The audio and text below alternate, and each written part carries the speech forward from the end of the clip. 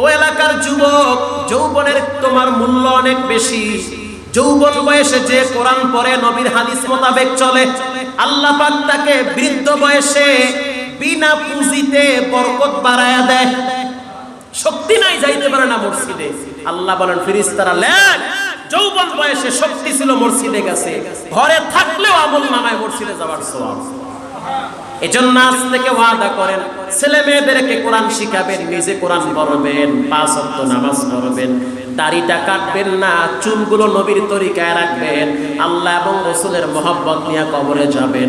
দিলটা যদি ভালো হয়, দুটো হাত তুলে আল্লাহকে দেখায়া দে, নারায়ে তাকবীর। আয় আল্লাহ, হাতগুলো আপনি কবুল করে নেন।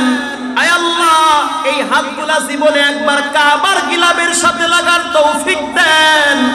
আয় আল্লাহ, জীবনে একবার রাসূলের রওজার সামনে দাঁড়াবার তৌফিক দেন, বলেন আমিন। ওয়া খায়রুল উমুরি আওয়াজিমুহা ওয়া শাররুল উমুরি মুহতাসাতুহা ওয়া কুল্লু মুহতাসাতিন বিদআহ ওয়া কুল্লু বিদআতিন দালালাহ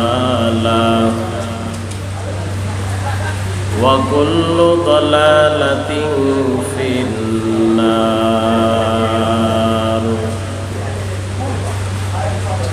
আম্মা বা'দু ফাআউযু বিল্লাহি মিনাশ শাইতানির রাজীম। বিসমিল্লাহির রাহমানির রাহিম।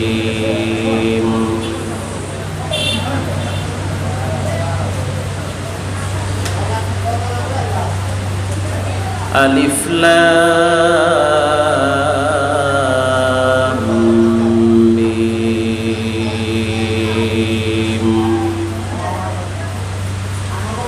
যালিকাল কিতাবু লা রাইবা ফীহি হুদাল লিল মুত্তাকিন।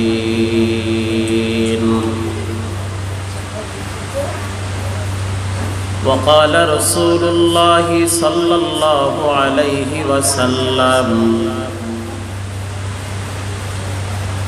تدارس العلم ساعة من الليل خير من إحيائها أو كما قال النبي عليه الصلاة والسلام.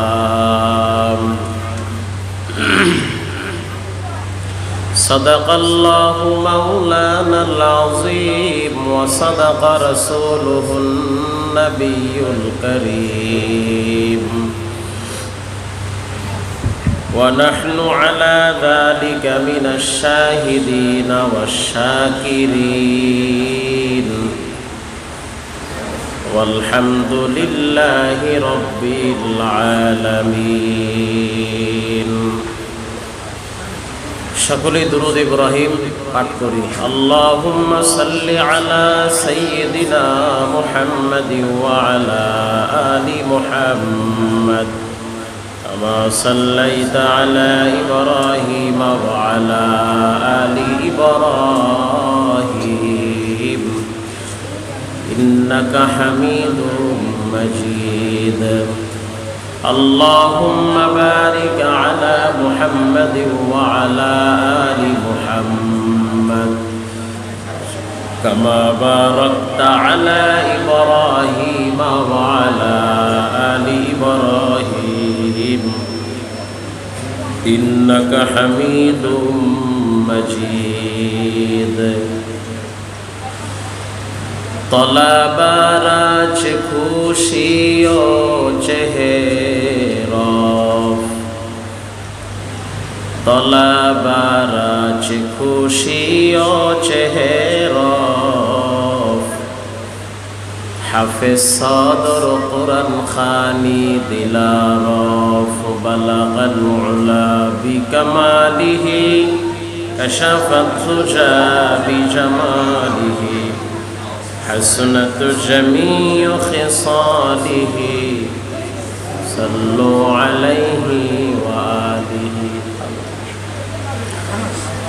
سبحانك لا علم لنا إلا ما علمتنا إنك أنت العليم الحكيم رب اشرح لي صدري ويسر لي أمري واحلل عقدة من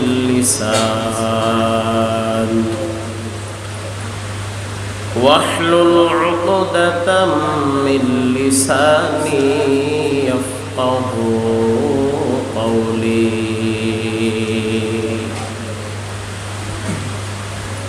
الحمد لله বাংলাদেশ তালিমুল কোরআন মাদ্রাসা নুরানি মাদ্রাসা এর উদ্যোগে আয়োজিত আল্লামা আহমদ শফি রাহিমাহুল্লাহ তার স্মরণে আল্লাহ সুবহানাহু ওয়া তাআলা আমাদেরকে চলমান সমস্ত ঝামেলা মুসিবত অধপতন অবদস্ত বেইজ্জতি থেকে হেফাজত করে সমস্ত মুসিবত থেকে পরিত্রাণ দিয়ে আল্লাহ জাল্লা শানুহু আমাদেরকে অত্যন্ত ভালোবেসে মহব্বত করে আদর করে এখনো পর্যন্ত হায়াতের জিন্দেগিতে কিছু সময় দ্বীনের নিসবতে কোরআন ও সুন্নাহর নিসবতে উলামায়ে কেরাম ছাত্র ভাইদের মজলিসে আমাদেরকে উপস্থিত হওয়ার তৌফিক দান করেছেন। বিশেষ করে যেখানে কোরআন ও হাদিসের আলোচনা করা হয় সেটা অত্যন্ত গুরুত্বপূর্ণ একটি দামি মজলিস।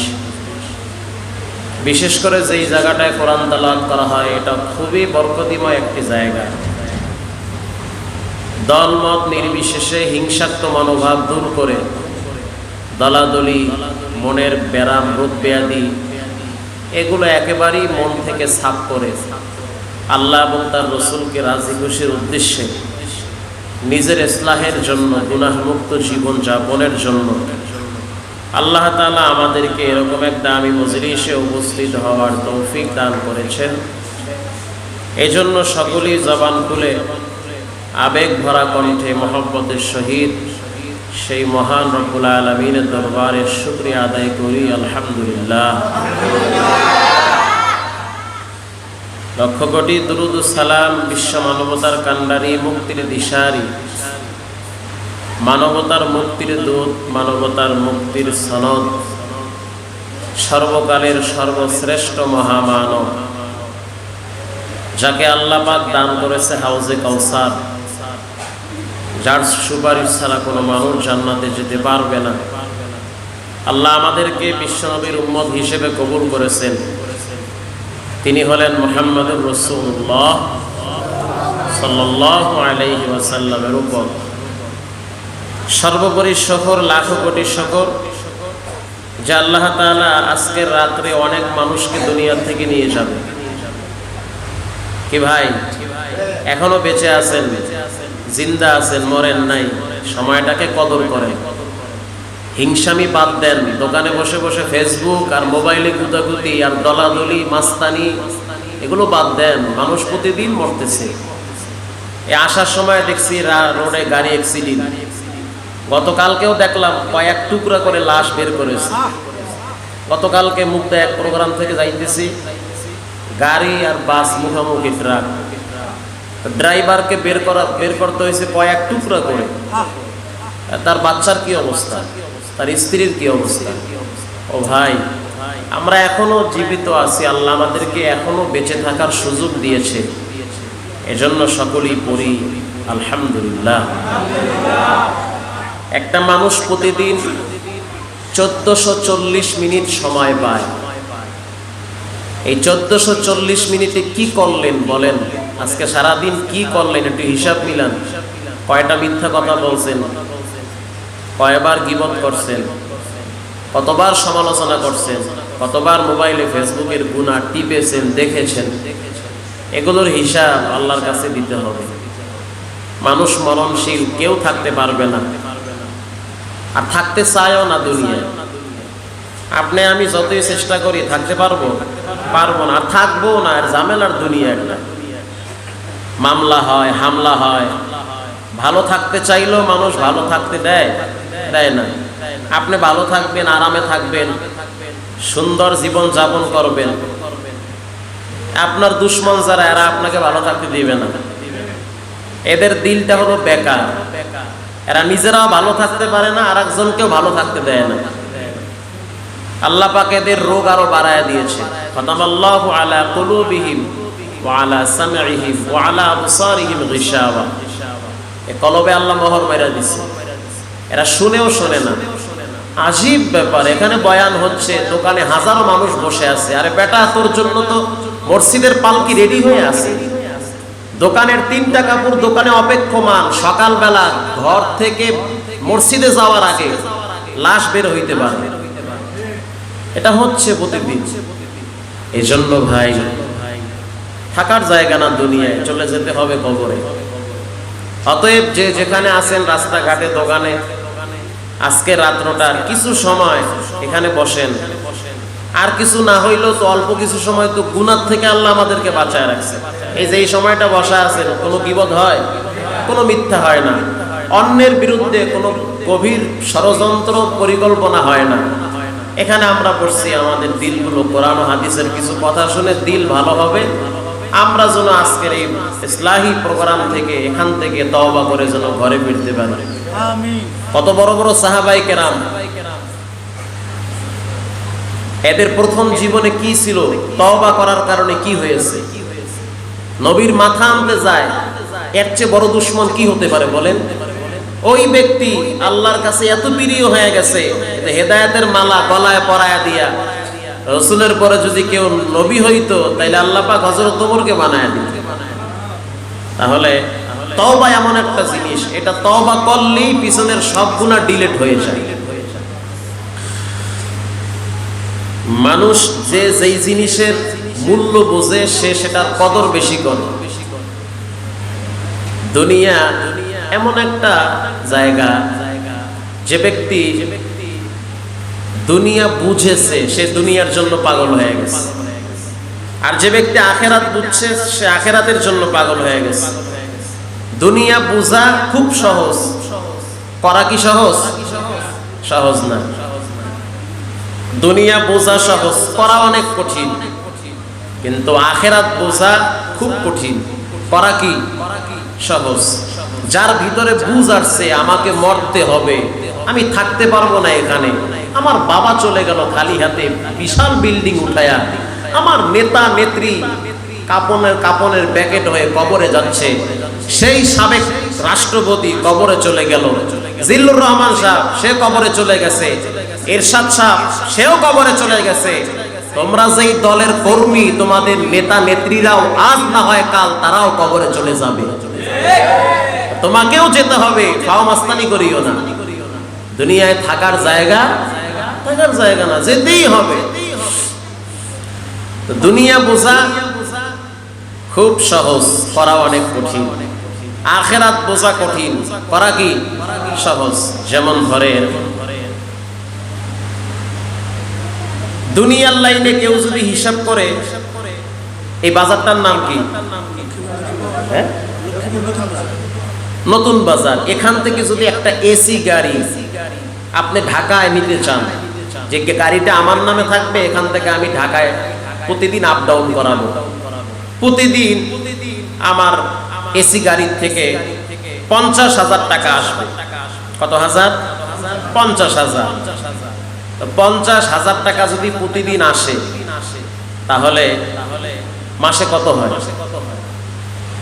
কয়েক লক্ষ টাকা ধরেন, 9-10 লক্ষ টাকার মতো, বা আরো বেশি হবে, বা হিসাব 15 লাখ। এখান থেকে আরো কিছু খরচ আছে, আপনার টাকাও ব্যাংকে জমা আছে। একটা এসি গাড়ি নামাইতে ধরেন 80 লক্ষ টাকা লাগবে, টাকাও ব্যাংকে জমা। আপনার ব্রেন হিসাব কমপ্লিট, যে গাড়ি ছাড়লেই টাকা আমার চলে আসবে, প্রতিদিন হবে টাকা। হিসাব থেকে সব বাদ দিয়েও দৈনিক 20 থাকলেও মাসে 9 লাখ থাকবে, বা একটু কম বেশি। এটা বুঝতে বেশি সময় লাগছে, টাকাও জমা আছে। আচ্ছা বলেন, এটা করা কি সহজ? অনেক কঠিন। আপনাকে জাপানে অর্ডার দিতে হবে, ওখান থেকে চাকা প্যাকেট হয়ে আসবে, এখানে এটাকে মিলানো হবে, রোড পারমিট নিতে হবে, জায়গায় জায়গায় কাউন্টার বসাতে হবে, একজন ড্রাইভার লাগবে, হেল্পার লাগবে, কন্ট্রাক্টর লাগবে, এরপরে রাস্তায় চাঁদা দিতে হবে। তো বলেন, বোঝা যত সহজ, করা অত সহজ? অনেক কঠিন। কিন্তু আখিরাত বোঝা খুব কঠিন। মানে বুঝতেই চায় না মানুষ যে দাড়ি রাখলে আমার নিজের জন্য লাভ, আমি মরলে আর কিছু বলতে না পারলো পারবো আল্লাহ, আমি তেমন ভালো কাজ করতে না পারলো আপনার নবীর মহব্বতে দাড়িগুলো আমি রেখে দিয়েছি। আরে ভাই, এও সিলাই তো আল্লাহ পাক মাফ করতে পারে। এটা বুঝা খুব কঠিন, বুঝতেই চায় না। না রাখলে কি জানি কি হয়, কি হয়, কি হবে, কিচ্ছু হবে না। জীবন তো এভাবেই চলে যাচ্ছে।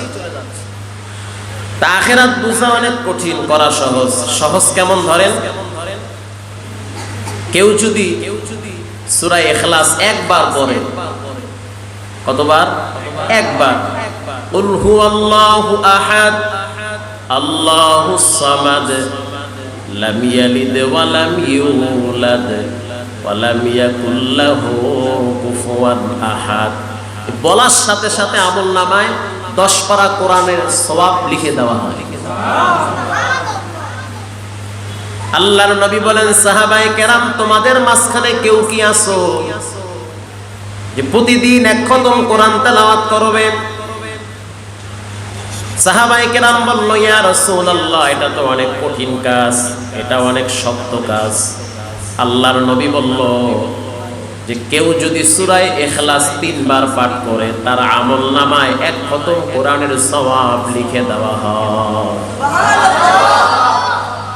পরে তো না মানুষ। কেউ যদি প্রতিদিন বলে সুবহানাল্লাহ 100 বার যদি বলে, কতবার? 100 বার। কিয়ামতের ময়দানে তার চেয়ে বেশি আমলওয়ালা কোনো ব্যক্তি দাঁড়াবে না। কেউ যদি বলে লা ইলাহা ইল্লাল্লাহু ওয়াহদাহু লা শারীকা লাহু লাহুল মুলকু ওয়া লাহুল হামদু ইউহয়ি ওয়া ইউমীত ওয়া হুয়া আলা কুল্লি শাইইন কাদির, 100 বার 1000 বার যদি কেউ পাঠ করে, 10টা গোলাম আজাদ করলে যেই সওয়াব, সেই সওয়াব লিখে দেওয়া হয়। এই সূরা ইখলাস 3 বার পড়তে কি 1 মিনিট লাগে? 1 মিনিটও লাগে না। কেউ যদি সূরা ইয়াসিন পড়ে, তাহলে একবার সূরা ইয়াসিন পড়লে 10 খতম কোরআনের সওয়াব আমলনামায় লিখে দেওয়া হয়। এত কোনো সন্দেহ নাই। পড়ে না মানুষ, এটা কোনো কি হবে, এটা কি, এটা কোনো গুরুত্ব নাই।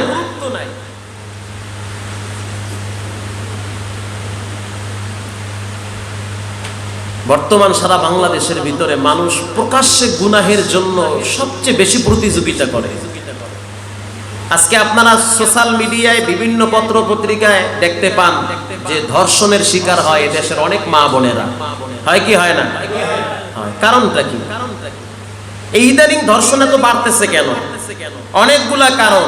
এর ভিতরে অন্যতম একটি কারণ হলো যে ইদানিং ওয়াজ মাহফিল বাহিরে বন্ধ, দাওয়াত ও তাবলীগের কাজ বন্ধ, যার কারণে এই সুযোগে বখাটে ছেলেরা এই সমস্ত কাজের জন্য বেশি ব্যস্ত হয়ে গেছে। আমরা সরকারকে বলবো, স্থানীয় গণ্যমান্য ব্যক্তিদেরকে বলবো, মিছিল মিটিং সব হয়, প্রতিদিন লাখ লাখ মানুষ ঢাকা শহরে মিছিল করে, করে কি করে না? আর তখন করুণা কি সোনালী ব্যাংকে জমা খায়? থাকে না তখন জমা। তখন তো করুণা কোন দিকটা ভাগে আল্লাহই জানে। আসলে করুণা যদি সোয়াসুই হইলেই যদি করুণা যদি আক্রমণ করে, তা বাংলাদেশের সবচেয়ে বেশি এফেক্টেড হইতো রিক্সাওয়ালা, ভ্যানওয়ালা, দিন মজুরওয়ালারা। কিন্তু করুণা ঘুরে ফুরে গিয়া ধরে 2 লাখ টাকার অফিসারের, ঘুরে গিয়া ধরে মন্ত্রী সাহেবের। তার মানে করুণা দুনিয়ার কোনো সোয়াসুই এটি ব্যাপার সেবার না। করুণা চলে আল্লাহর মিস কলে। আল্লাহ যদি কয় ধর, এসি রুমের ভিতরে ডাইরেক্ট গিয়ে আউযুবিল্লাহ ছাড়া ধরবে। অতএব এই সমস্ত ভোকাস আর এই আকামের কথা বাদ দেন। আমরা স্বাস্থ্যবিধি মেনেই দ্বীনের কথা, কোরআনের কথা উন্মুক্ত ভাবে জনসাধারণের সামনে বাহিরে বলতে চাই। আশা করি এদেশের হাজারো যুবক কোরআনের বয়ান শুনে দিলকে পরিশুদ্ধ করে এই ধর্ষণের মতো মহামারীর থেকে নিজেকে বাঁচায় রাখবে। আরে আইন করে কোনোদিন ধর্ষণ বন্ধ করা যায় না, বন্ধ করা যাবে না। প্রচলিত আইনে কোনোদিন ধর্ষণ বন্ধ হবে না। কোরআনের একটা আইন চালু করেন, সব বন্ধ হয়ে যাবে। বাংলাদেশের সবচেয়ে বড় ধনী সৌদি আরব গিয়া করছে আকাম, তা এটারও হাত কাটছে নেই না, আঙ্গুল কাটছে, আঙ্গুল কাটছে। ওরে খোদা, এ আঙ্গুল কাটছে। এখন সৌদি আরব গিয়ে যদি কেউ চুরি করতে যায়, একবার হাতের দিকে চায়, মালার দিকে চায়, চিন্তা করে ধরা পড়লে তো হাত এড়ে যাইবে। তো পৃথিবীর ভিতরে সবচেয়ে কম ধর্ষণ হয় সৌদি আরবে, কথা কি ঠিক? সবচেয়ে কম চুরি হয় সৌদি আরবে। কেন হয় বলে একটাই জবাব, সেখানে কোরআনের কিছু আইন চালু আছে বিধায় এগুলো কম হয়। এরকম দুই একটা আইন চালু করলে তো আলহামদুলিল্লাহ আমাদের দেশে এরকম হবে না। আল্লাহ তাআলা এ দেশের যুব সমাজকে হিফাজত করুক, বলেন আমিন। আরো জোরে বলেন না আমিন। সম্মানিত হাজিরিন, আমি আপনাদের সামনে মহাগ্রন্থ পবিত্র কোরআন থেকে একটি আয়াত তেলাওয়াত করেছি। আল্লাহ পাক বলেন যে আমি এমন একটি কিতাব দুনিয়াতে পাঠিয়েছি যেই কিতাবের ভিতরে কোনো ভুল নাই, কোনো সন্দেহ নাই। আজকে সারা পৃথিবীর টপ লেভেলের বড় বড় বেঈমানেরা কোরআন নিয়ে রিসার্চ করে কালেমা পড়ে মুসলমান হয়। যারা এই রিসার্চ করে তারাই মুসলমান হয়। পৃথিবীর ভিতরে একটা কিতাব আছে যেই কিতাবটা সবচেয়ে বেশি বিক্রি হয়, সুবহানাল্লাহ, সবচেয়ে বেশি পড়া হয়। সেই কিতাবটার নাম কি? কোরআন শরীফ। এটাকে রাত্রেও পড়া হয়, দিনেও পড়া হয়, হাঁটতে হাঁটতেও পড়া হয়, আবার শোয়া অবস্থায়ও পড়া হয়, আবার নামাজেও পড়া হয়, নামাজের বাহিরেও পড়া হয়। গভীর রাত্রে আল্লাহর কালামের তেলাওয়াত হয়, হয় কি হয় না? বাংলাদেশের মানুষ যেই পরিমাণ পাপ করে ওই পরিমাণ গজবে পড়ে না, পড়ে? যেই পরিমাণ আকাম করে ওই পরিমাণ তো গজবে পড়ে না।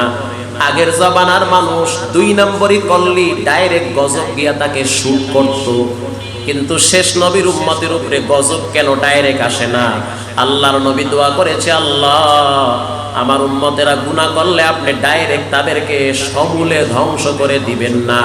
আর বাংলাদেশের পার্কে, হোটেলে, সিনেমা হলে, নাটকে, বিভিন্ন এফডিসির ভিতরে যেই পরিমাণ অন্যায় চলে, এর কারণে গজব যেই পরিমাণ আসার কথা ওই পরিমাণ আসে না।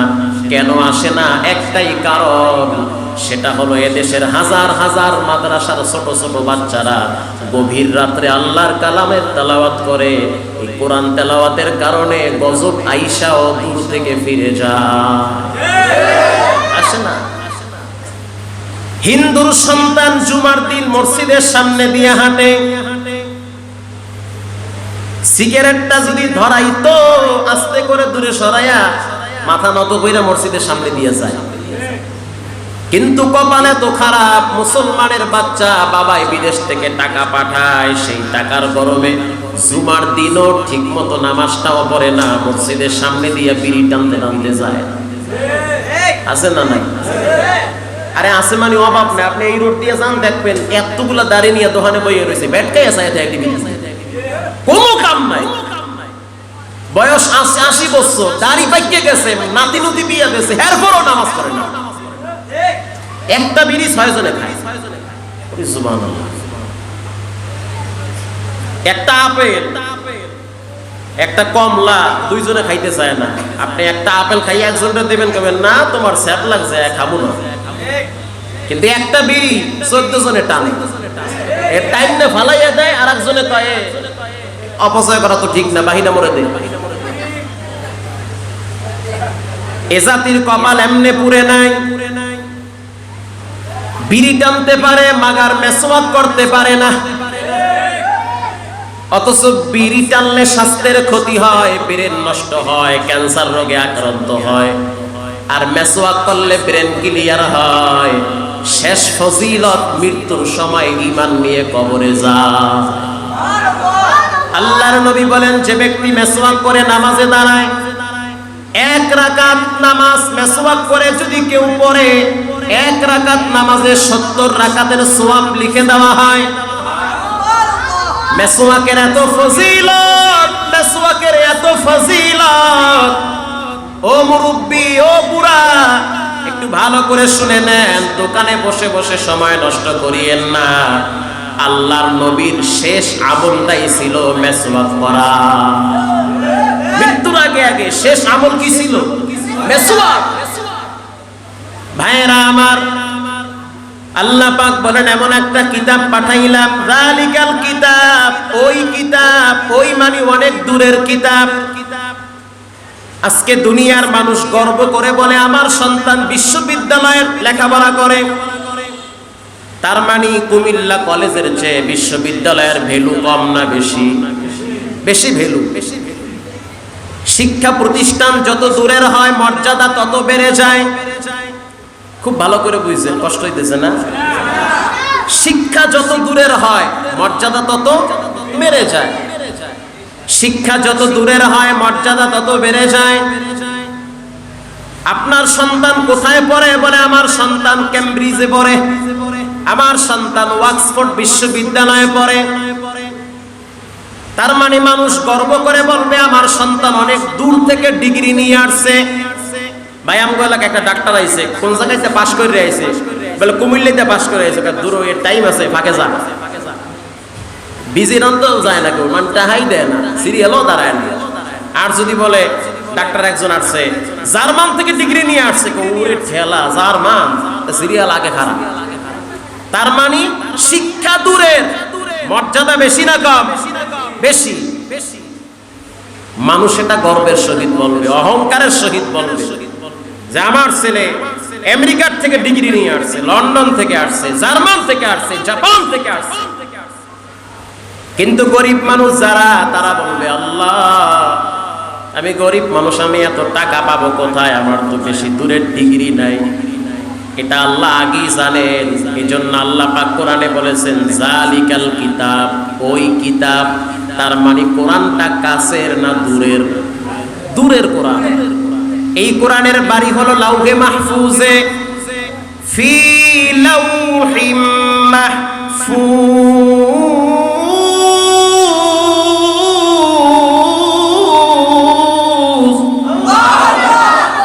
কোরআনের বাড়ি কোথায়? লাউহে মাহফুজে। আল্লাহ পাক বলেন ওই কিতাব, তার মানে অনেক দূরের কিতাব। কত দূরের? বলে আমেরিকা বলে না না, লন্ডন বলে না না, জার্মান জাপান বলে না না। আল্লাহর কালাম যে শিখবে, এই কোরআনের বাড়ি এত দূরে, থার্মিটার দিয়া মাপা যাবে না, ভিসা লাগায় যাওয়া যাবে না। আসমান জমিন সব ভেদ করে প্রথম দ্বিতীয় চতুর্থ পঞ্চম সপ্তম ষষ্ঠম আকাশ ওপার করে লাউহে মাহফুজ থেকে যেই কিতাব নাজিল হয়েছে, এই কিতাবের শিক্ষা যারা অর্জন করবে তাদের শিক্ষার সামনে দুনিয়ার শিক্ষা বোল্ড হয়ে যাবে। কোনো টেনশন নাই। তার মানে কোরআনের শিক্ষাটা কাছের না দূরের? আর দূরের জিনিসের দাম কম না বেশি? বেশি। বাঙালির গোষ্ঠী খাওয়ার সময় কয় দেশি মাছ দাও, কয় কি কয় না? আবার দোকানে গিয়া কয় ফেয়ার এন্ড লাভলি বিদেশি দাও। কি আজীব কারবার। দোকানে গিয়া বলে ভাই দেশি মুরগি আছে, ফোল্ডার কানা এটা খাওয়া যাবে না। খায় সব দেশি, পরে দেশি না বিদেশি? কি উল্টা পাল্টা কারবার। খায় সব দেশি, পরে সব বিদেশি। তা বর্তমান খাবার বেশি ভ্যালু না পড়ার বেশি ভ্যালু?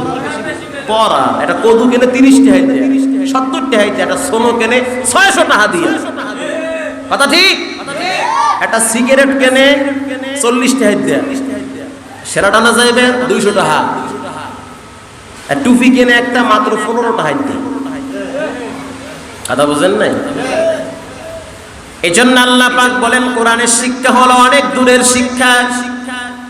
আজকে মানুষ কোরআনের সাথে সম্পর্ক দুর্বল করে দিয়েছে, এজন্য মানুষ বেশি পেরেশানিতে পড়ে গেছে।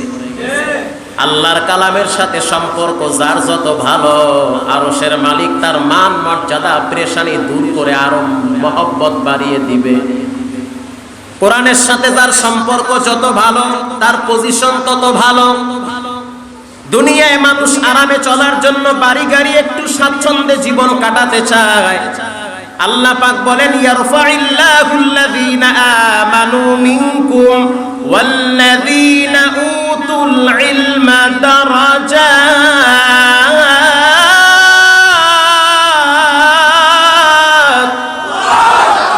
যার ভিতরে কোরআন থাকবে তার মর্যাদা এত বাড়ায় দেওয়া হবে, দুনিয়ার মানুষ কামাই করে 3 লাখ, ঘরে গেলে বউয়ের জুতার বাড়ি খায়, আর ইমাম সাহেব কামাই করে 13,000, স্ত্রী দেখলি দূর থেকে সালাম। দুনিয়ার লাইনে কোটি টাকার মালিক, শেষ বয়সে বৃদ্ধাশ্রমে গিয়ে আঙ্গুল চষে। ছেলে আমেরিকা, আর এক মাইয়া লন্ডন, আর একটা কানাডা, আর শেষ বয়সে বৃদ্ধাশ্রমে গিয়া কান্দে। আর দুনিয়ার লাইনে এই শিক্ষাটা এমন একটা অবস্থা, শিক্ষা যদি কোরআনের সংস্রবের শিক্ষা না হয়, শিক্ষা যদি নবীর হাদিসের স্পর্শে শিক্ষা না হয়, নবীর হাদিস কিছু বুঝে কিছু করতে পারে, এই ছেলেটা বড় হওয়ার পরে জীবন চলে গেল ইয়াবা বাবা গাঁজা খাওয়ার জন্য মা বাবার চোখের দিকে তাকায়া কখনোই বেয়াদবি করবে না। এই শিক্ষাটা আলহামদুলিল্লাহ আমাকে মাদ্রাসায় দেওয়া হয়। আল্লাহ পাক বলেন কিতাবুন আনজালনাহু ইলাইকা লিতুখরিজান নাসা মিনাজ যুলুমাতি ইলান নূর।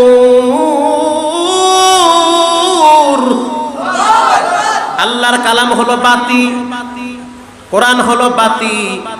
কোরআন যেখানে থাকবে সেই জায়গাটা আলোকিত করবে, যেখানে কোরআন নাই সেই জায়গাটা আলো না অন্ধকার? অন্ধকার। আগে দেখতাম ঘর থেকে কোরআনের আওয়াজ বের হতো, আর এখন ঘর থেকে স্টার জলসার আওয়াজ বের হয়। লজ্জা নাই, শরম নাই, বেহায়া, কত বড় বেলাজা। ধর্ষণ বাড়ে কেন? বলে ধর্ষণ বাড়ে, নাটকে ধর্ষণ শিখায়। ধর্ষণ বাড়ে কেন? সিনেমায় কেমনে ধর্ষণ করে এগুলো সিনেমায় শিখায়। বাবার সামনে ছেলেকে কিভাবে ধরে নিতে হয়, মেয়েকে টেনে হেসরায় কেমনে নিতে হয়, এই শিক্ষা সিনেমায় নাটকে দেওয়া হয়। হবে না কেন? আরো হবে সামনে। এগুলো বন্ধ করতে হলে বিদেশি স্যাটেলাইট বন্ধ করে দেন, এই অশ্লীল নাটক বন্ধ করে দেন, অশ্লীল সিনেমা বন্ধ করে দেন। এ দেশ থেকে এ সমস্ত বেহায়াপনা সব বিদায় নিবে। ছেলে মেয়ে মা বাবা একসাথে বয়া বয়া নাটক দেখে। আরে ভাই, নাটকে কি বয়ান করে? নাটকে কি পাগড়ির ট্রেনিং দেয়? কথা বলেন না কেন? নাটকে কি ভদ্রতা শিক্ষা দেয়? হ্যাঁ, নাটকে কি শিক্ষা দেয় জানেন? শিক্ষা দেয় এইটা যে মেয়ে বলে বাবা আমি বড় হয়েছি, বুঝতে শিখেছি, আমার সিদ্ধান্ত আমাকে নিতে দেন। বাবার নাকে চুল দিয়া, বাবার চোখের সামনে কালি লাগায়া আর একটা ছেলের হাত ধরে চলে যায়। এই শিক্ষা নাটকে সিনেমায় দেয়। সিনেমা 5-6 জনে মিল্লা বয়া বয়া নাটক ব্যাট কে ছায়া দেয়। তা কয়দিন পর শুনি যে মাইয়া গেছে একজনের লাগে। তো ফজরের সময় বুড়ায় কান দেখে কাকালা আমার বউ চলে গেছে আর একজনের লাগে। এরকম তো হইবেই। আর এজন্য আল্লাহ তাআলা বলেন যে ঘরে কোরআন তেলাওয়াত হয়, যেখানে কোরআন থাকে ওই জায়গা থেকে অন্ধকার দূর হয়ে যায়। মানুষের বাতি হলো কোরআন। এই কোরআন যেই জায়গায় থাকে না সেই জায়গাটা অন্ধকার থাকে। আজকে 95% ঘরে অশান্তির আগুন আছে না নাই? বাবাই বড় টেনশনে থাকে, মেয়েটা কোথায় গেল, কখন আসবে, কি করবে, কোচিং এর নামে আর এক জায়গায় গিয়া ফিল্ডিং মারে। সমাজে একটা স্লোগান হয়, দেশ বাঁচাও সমাজ বাঁচাও। কষ্ট হইতেছে না? দেশ বাঁচাও সমাজ বাঁচাও। দেশ তো বাঁচাতে হবে, এই দেশটা আমাকে দেশ, আমার দাদা রক্ত দিয়েছে দেশের লইয়া, তাই না? দেশ আমার, সমাজও আমার। তাহলে এই সমাজ যত খুন হয়, ধর্ষণ হয়, এগুলো করে কি লন্ডন থেকে মানুষ এসে? এই দেশের সোনার ছেলেরা। দেশ বাঁচাও সমাজ বাঁচাও, এই স্লোগানের পূর্বে আরেকটি স্লোগান দিতে হয়। সেটা হলো প্রত্যেকটা বাবা যদি বলে আমি আমার ছেলেকে ইয়াবা থেকে, গাঁজা থেকে, বাবা থেকে, মদ থেকে বাঁচাবো, আমি আমার মেয়েকে কলেজের নামে ফাঁকি দিয়ে আরেকটা ছেলের সাথে রিকশায় বাদাম খায় এগুলোর থেকে বাঁচাবো, সিনেমার থেকে বাঁচাবো, ব্যভিচার থেকে বাঁচাবো, খোদার কসম দেশ বাঁচবে, সমাজও বেঁচে যাবে।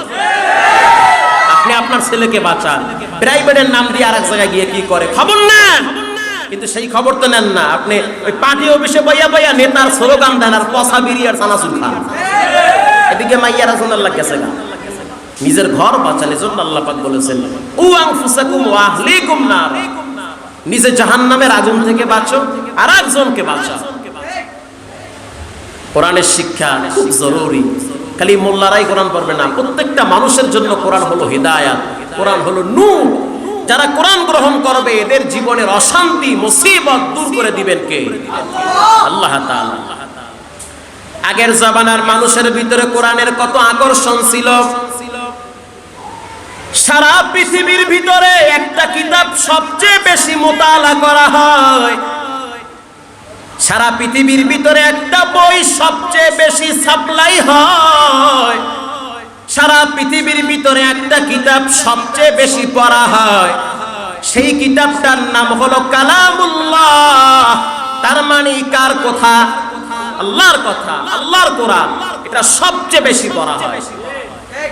পৃথিবীর এমন কোন বই নাই যেই বইটা ধরলে সওয়াব হয়, এমন কোন বই নাই যেই বইটা বুকে লাগাইলে সওয়াব হয়, এমন কোন বই নাই যেই বইটার দিকে তাকাইলে সওয়াব হয়, এমন কোন বই নাই যেই বইটার সাথে মহব্বত লাগাইলে সওয়াব হয়। কিন্তু একটা বই আছে, একটা কিতাব আছে, সেটা হলো আল্লাহর কিতাব কোরআন। এই কোরআনটার সাথে দূর থেকে সম্পর্ক লাগাইলেও সওয়াব হয়, এটা বুকে লাগাইলেও সওয়াব হয়, এটা চুমো খাইলেও সওয়াব হয়। কোরআনের সাথে যাদের সম্পর্ক ভালো, আল্লাহর নবী বলেন হাসরের ময়দানে তাদের মাথায় নূরের টুপি পরায়া দেওয়া হবে। আল্লাহর কালামের এত দাম, এত সম্মান। আপনাদের পাশেই তো উজানির কারি ইব্রাহিম রাহমাতুল্লাহি আলাইহি ঘুমিয়ে আছে। উজানির কারি ইব্রাহিম রাহমাতুল্লাহি আলাইহি তার সুনাম সম্মান বেড়েছে শুধু কোরআনের কারণে। তেমন সম্পদের মালিক ছিল না, তেমন ক্ষমতাবান ব্যক্তি ছিল না। এ বাংলার জমিন থেকে কত নেতা কবরে চলে গেছে গো, কত নেত্রী কবরে গেছে, কেউ মনে করে না, তাদের আলোচনাও হয় না। আজ থেকে কত বছর আগে উজানির কারি ইব্রাহিম কবরে চলে গেছে, এখনো তার কথা মানুষের জিহ্বায় জিহ্বায় আলোচনা হয়। কেন হয়? বলে তার ব্যক্তিগত ক্রেডিট না, এটা হলো কোরআনের বরকত, কোরআনের বরকত। বাখা কুরআন কালামুল্লাহ বসনো কদিমাস্তি কদিমাস্তি নইন।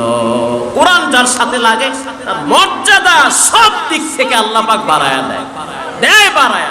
এটা বাস্তব। সম্মানিত হাজিরিন, এজন্য আল্লাহ তাআলা বলেন এই কিতাবটা হলো নূর, এটা হলো বাতি। সন্তানদেরকে কোরআনের শিক্ষা দেন, ছেলে মেয়েদেরকে কোরআনের তালিম দেন। গোটা দেশ আজকে অশান্তির বেড়াজালে আবদ্ধ। ছোট ছোট বাচ্চারা ফেসবুক নিয়ে ব্যস্ত। বাবায় ধমক দিলে উল্টা বাবায় ধমক ছেলে দেয়। কেন দেয়? বলে আজকে ফেসবুক আর ইন্টারনেটের কারণে অধিকাংশ যুবকদের জীবন যৌবন ধ্বংসের দ্বার প্রান্তে। এজন্য ছোট থেকেই বাচ্চাদেরকে কোরআনের তালিম দিয়ে বড় করেন। হযরত ওমর ফারুক রাদিয়াল্লাহু তাআলা আনহুর কাছে এক যুবকের বাবা বিচার নিয়ে গেছে। আমিরুল মুমিনিন, আমার ছেলে আমার খোঁজ খবর নেয় না, আমারে ঠিকমতো খাবার দেয় না, আমার থাকার ব্যবস্থাও করে না। হযরত ওমর ফারুক রাদিয়াল্লাহু তাআলা আনহু যুবককে ডেকে সামনে দাঁড় করাইলো আর বলে, কি ব্যাপার, ইনি কি তোমার বাবা? বলে হ্যাঁ। খোঁজ খবর কেন নাও না? কেন টাকা পয়সা দাও না? যুবক ডেকে বলে, আমিরুল মুমিনিন, আমার বাবার উপরে আমার যেমন দায়িত্ব, বাবারও আমার উপরে তেমন দায়িত্ব আছে। আমি জানতে চাই বাবার দায়িত্ব আগে না ছেলের দায়িত্ব আগে? কার দায়িত্ব আগে? বাবার দায়িত্ব আগে। পৃথিবীর ভিতরে আগে কে এসেছে, বাবা না ছেলে? আর জোরে বলেন, বাবা এসেছে। তার মানে বাবা আগে, ছেলে কি পরে? আগে আসছে বাবা। তা বলেন দায়িত্ব কার আগে? বাবার আগে। যারা দোকানে বসে আছেন, ঘরে বসে আছেন, শুনেন, তারা হলে পছলান লাগবে, কিচ্ছু করার থাকবে না। খুব ভালো করে শুনে নেন। হযরত ওমর ফারুক বলল বাবার দায়িত্ব প্রথম। এবার যুবক বলল বাবার দায়িত্ব যেহেতু প্রথম, তাহলে বলেন কি কি দায়িত্ব বাবার? কারণ দায়িত্ব তো বাবার আগে। হযরত ওমর ফারুক রাদিয়াল্লাহু তাআলা আনহু বলল, বাবার প্রথম তিনটা দায়িত্ব। কয়টা? এই তিনটা দায়িত্ব বাবা। এক নম্বরে সন্তানের ভালো একটা নাম রাখা। কি রাখা? নাম রাখা। এখন নাম রাখছে নানটু, বল্টু, সল্টু। নাম রাখছে মোসাম্মদ কারিমা আক্তার টুনটুনি। তো এই নাম রাখলে তো কয়দিন পর আউযুবিল্লাহ সারা জোতার বাড়ি খাওয়া লাগবে। কারণ নামের ভিতরে একটা অ্যাকশন আছে, নামের ভিতরে বরকত আছে। কিতাবে এসেছে হাসরের ময়দানে অনেক ব্যক্তিকে আল্লাহ পাক নামের উসিলায় মাফ করে দেন। নাম ভালো, আবু বকর কত সুন্দর নাম, ওমর, ওসমান, আলী, তালহা, জুবায়ের, চমৎকার নাম। নামের উসিলায় ক্ষমা।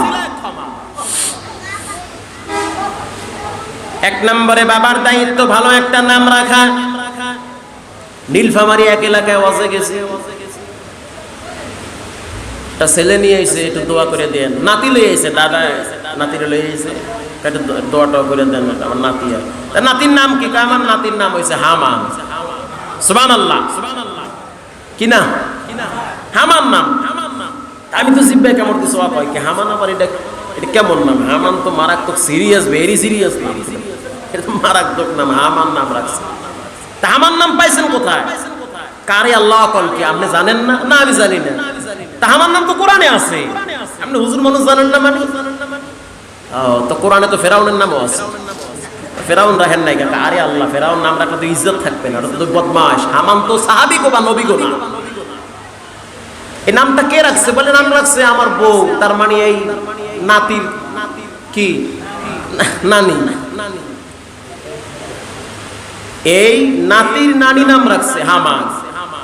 নানি পাইছে কোথায়? নানি পাইছে কোরআনে ফাঁকে ফাঁকে লেখা আছে হামান ওয়া ফিরাউন।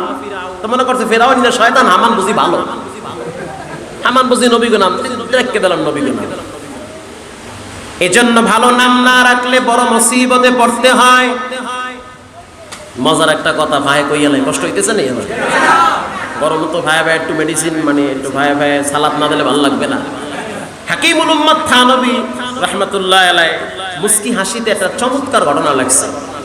এক বেচারা 80 বছর বয়স, দাড়ি সব পাইকে গেছে। এখন আল্লাহর কাছে বলে, আল্লাহ আমার একটা ছেলে দেন। কি দেন? এটা ছেলে দেন।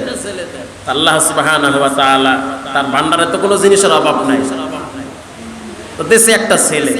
80 বছর বয়সে যদি একটা ছেলে হয়, পুরো মহল্লা একটা হাসাহাসি না? মাশাআল্লাহ, চাচা এই বয়সে ফাইনাল বাড়াই হারাইছে একটা আনসিজনে ফল। কিছুদিন পরে চাচায় নাম রাখছে আর পাইস না, তার মানে আর পাইও না। এখন প্রশ্ন করা হয়, চাচা এই কি নাম রাখছেন? নাম রাখছি আনকমান, কারণ ফল হইছে আনসিজনের ফল। কারণ আল্লাহ পাক দেশে 80 বছর বয়সে নাম রাখবো আনকমান, যেই নাম পুরো এলাকায় নাই। আচ্ছা ঠিক আছে। ছেলেটা আস্তে আস্তে বড় হয়েছে, লয়ে গেছে মাদ্রাসায় গিয়ে পোলাটার নাম আর পাইস না, ভর্তি করে নেয়। হুজুরে কয় আবার কম তো? কার পাইস না? আমি কানে কম শুনি না, আরো 2-1 ডাকছে। দেখেন চাচাই কয় কি? চাচা কয় আর পাইস না। তো ভর্তিতে লিখবে আর পাইস না, কিন্তু আর পাইস না নামের তো অর্থ খুব ভয়াবহ অর্থ। চাচা নামটা পাল্টায় ফেলান, নাম তো বেশি ভালো না। সব জায়গায় তেরামি চলে না, মাস্তানি করে গায়ের জোরে মাদ্রাসা বন্ধ করা যায়, মসজিদ বন্ধ করা যায়, আলেমদের সাথে বেয়াদবি করা যায়, গায়ের জোরে ইসলাম পালন করা যায় না। এখানে বিনয়ী হতে হয়। মান তাওয়াদা লিল্লাহ রাফাআহুল্লাহ। যে বিনয়ী হয় আল্লাহ পাক তার মর্যাদা বাড়ায়া দেন। আপনি বিনয়ী হন, আমি কিচ্ছু না, আমি মাটির তৈরি, আজকে টিপ দিলে কালিগো কবরে যাওয়া লাগবে। চাচাই কইতে আছে, মোল্লা মানুষ মানুষের বাড়ি খান তো বেশি বোঝেন না। আর পাইস না এইটাই ঠিক। কিছু মানুষ আছে যা বোঝে এইটাই বোঝে, সঠিকটা বুঝতে চায় না। বাস প্রিন্সিপাল সাহেব কইতে আছে, পেশা বেশির দরকার নাই, লেখ কেলা আর পাইস না। হঠাৎ 3 দিন পর আর পাইস না হারায় গেছে। ভাত খাইতে গেছে, রাস্তা উলিয়ে কই গেছে কেউ খুঁজে পায় না। কারণ এই 80 বছর বয়সে যদি পোলা হয় আর যদি হারায় যায়, মাথা ঠান্ডা না গরম? মাথা গরম হয়ে গেছে। নদীর পার দিয়ে হাঁটতেছে আর বলে আর পাস না। এক বেচারায় নদীতে জাল মারে। জাল ছিলেন তো আপনারা? জাল মারে। তো জাল মারে 3 ঘন্টা পর্যন্ত একটা মাছও পায় না। তা বলেন এই লোকটার মাথা কি ঠান্ডা থাকে? জাল মারে এক জায়গায়, মাছ ওই পারে গিয়ে মিস কল দিয়ে আমি এই জায়গায় ধরতে পারবো না। আমরা তো সাগরের আকার মানুষ, কুয়াকাটার মানুষ, আমরা তো জাল মারতে পারি, মাছও ধরবার পারি। কিছু মাছ আছে বাড়া মাছ, এরা নাক জায়গায় পানির উপরে চলবে, দেখছেন নি আপনারা? এই মাছগুলোকে টার্গেট কইরা জেলেরা যারা জাল মারে, এরা কিন্তু জাল মারে। তো যখন জাল মারে এই মাছগুলো এত চালাক, এরা চুপচাপ পানিতে যায়, কিছুক্ষণ পর যখন জেলে জাল দিয়ে টান মারে, এই মাছগুলো ওই কোনায় গিয়া মাথা জায়গায় আমরা এই জায়গায় আছি, ধরতে পারবা না। এখন এক বেচারা এত জাল মারে একটা মাছও পায় না, একটা পুঁটি মাছও পায় না। মাথা তো ফুল গরম, রোদের তাপের ঠেলায় মাথার গিলু খেলে টকবক করে। তো গামছা খুললা মাথায় বাঁধছে, তাও রোদের তাপ কমে না। হঠাৎ পিছনে একজনে কার পাস না। তা বলেন এবার মাছওয়ালার কি মাথা ঠিক আছে? 3 ঘন্টা জাল মারি একটা মাছও পাই না, পিছনে আর একজনে কার পাস না। মাছওয়ালা কায় মাছ ধরার গুল্লি মেরে এটা ফেস করে লইয়া জাল জল ফালাইয়া লইছে একটা লাড়ি নিয়ে, তো আউযুবিল্লাহ স্যার ওরে ফিডা মানে ফিডাইতে সেমটা বানাই গেছে। দুপুরের টাইমে মাদ্রাসার হাফেজ সাহেব যাচ্ছে রাস্তা দিয়া, ছায়া দেখতে আছে, সাসারে মারতে আছে, জম্মের মারা। মারোকা থাম, আগে কথা হল। এখন তো এমন নিয়ম হইছে, আগে ধরে, এরপরে মারে, এরপরে রিমান্ডে দেয়, এরপরে জেল হয়, এরপরে খবর নিয়ে দেখে এ কোনো আসামি না। এটা কি মিথ্যা কথা বললাম? এটা পত্রপত্রিকায় আসছে, সত্য কথা এগুলো। তো ফিডায় ফেডায় স্যারটা বানাইছে, হাফেজ সাহেব বলতে আছে মারেন কার? 3 ঘন্টা জাল মারি একটা মাছও পাই না। চাচায় অভিশাপ দেয় আর পাস না, এই জন্য শেষ করছে। হাফেজ সাহেব ডাক দিয়া বলে, চাচা রাগ করবেন না, আপনার পায়ে হাত, মনটা খারাপ করবেন না। নিজের মন মতো ইসলাম পালন করা যায় না। আমি আপনাকে প্রথমেই বলেছিলাম নামটা ভালো না, নামের সাথে ইসলামের সম্পর্ক নাই। নামটা পাল্টায়া ফেলান, এই নামটার সাথে কোরআনের সম্পর্ক নাই। যেহেতু নামটা ভালো না, কাজের ভিতরে ভেজাল লাগবে। আপনি তেরামি কইরা মাস্তানি করে নামটা রাখছেন, যেখানে সেখানে এভাবেই বাসের বাড়ি খাইতে হয়। হযরত ওমরে ফারুক বলল, দ্বিতীয় দায়িত্ব হলো, প্রথম দায়িত্ব ভালো একটা নাম রাখা, প্রথম দায়িত্ব সন্তানের জন্য ভালো একটা মা নির্বাচন করা। মা যদি ভালো হয়, পেটের বাচ্চাটাও ভালো হওয়ার আশা করা যায়। আগের জমানার মারা গর্ভবতী হইতো, পাশের বাড়ির ভাবিরাও জানতো না কখন বাচ্চা হয়ে গেছে, কখন গর্ভবতী হইছে। আর এখন বাচ্চা পেটে আসে, জ্বলে আর টিভির রিমোট দিয়ে সিরিয়াল পাল্টায়, ওটা দুনিয়া খবর দেয় যে আইতে আছে মেহমান একজন। আরে খোদা! হযরত ওমরে ফারুক বলল, প্রথম বাবার দায়িত্ব ভালো একটা মা নির্বাচন করা। এরে যুবক যারা বিবাহ শাদী করো নাই, বিবাহ করার আগে খবর নাও, মেয়ে নামাজ পড়ে কিনা, মেয়ের মা নামাজ পড়ে কিনা, পর্দা করে কিনা, হারারায় ফেসবুক টিপে কিনা, কার সাথে চ্যাটিং করে, কত বছর বয়স থেকে কি করে। তুমি যদি সলিড হও, তোমার বিবিও আশা করা যায় সলিড পাবে। তুমি 14 জায়গায় লুচ্চামি করবা, তোমার বিবি সলিড চাবা, এটা হতে পারে না। তবে তাহলে করার কি আছে? একটাই করার আছে, তওবা করো, আল্লাহ পাক ভালো জিনিস মিলাইয়া দিবে। হযরত ওমরে ফারুক বলল, ভালো একটা মা নির্বাচন করা। 2 নম্বরে সন্তানের ভালো একটা নাম রাখা। 3 নম্বরে সন্তানকে কোরআন শিক্ষা দেওয়া। তা আমি চিন্তা করে দেখলাম কোরআন শিক্ষা দেওয়া ব্যাপারটা কি, পরে চিন্তা করে দেখলাম কথা তো সত্য। আপনি আপনার ছেলেকে আল্লাহকে চিনাবেন, রসুলকে চিনাবেন, এটা হলো মূল কথা। আপনি আপনার ছেলেকে আল্লাহকে চিনাবেন, রসুলকে চিনাবেন। যেই আল্লাহ আপনার ছেলেকে প্রতিবন্ধী বানায় নাই, লুলা বানায় নাই, কানা বানায় নাই, বোবা বানায় নাই, ওই আল্লাহকে আপনি ছেলেকে চিনাবেন, রসুলকে চিনাবেন। আল্লাহ তাআলা আপনার মহব্বত ছেলের কলিজায় ঢেলে দিবেন। আর আপনি আল্লাহকে চিনাবেন না, রসুলকে চিনাবেন না, 2 দিন পর ছেলে আপনাকে চিনবে না। সকালবেলা বাবা দেখছি আমার কানের নিচ দিয়া ধইরা টাইনা মসজিদে পাঠায়া দিত। একবার যদি বলতাম আব্বা এত জোরে টানেন কেন, বাবাই কইতো চুপ, আব্বা পরে ক, আল্লাহ আগে ক। এখন চিন্তা করি ওরে কথা, ওই দিন যদি বাবাই লেওলা করতো আর কুদু কুদু করতো, আজকে বাবার পকেট সিগারেট হালাইয়া সিনেমা দেখতে যাই। বান্দার কাজ চেষ্টা করা, রাস্তা খুলে দিবেন কে? আগের জমানার তো বাচ্চাদের ভিতরেও তো আল্লাহর ভয় ছিল, বাচ্চাদের ভিতরেও আল্লাহ কি ছিল? ভয় ছিল। আর এখনকার জমানার মুরব্বীরা হসপিটালে, পঙ্গু হসপিটালে এক সাইড লেগে গেছে, আর এক সাইড ভালো আছে, ওই আর এক সাইডের হাত দিয়ে টিভির রিমোট দিয়ে সিরিয়াল পাল্টায়। তো অর্ধেক কবরে গেছে, আর বড় ভালো হয়। বাপ ছেলেকে বলতেছে, এই ছেলে ডাইনে বামে তাকায় দেখ, কোন মানুষ আছে? বলে না আব্বু, কেউ নাই। তা আঙ্গুর ফল, আঙ্গুর ঝুলতেছে দামেস্কে কোন এক এলাকায়।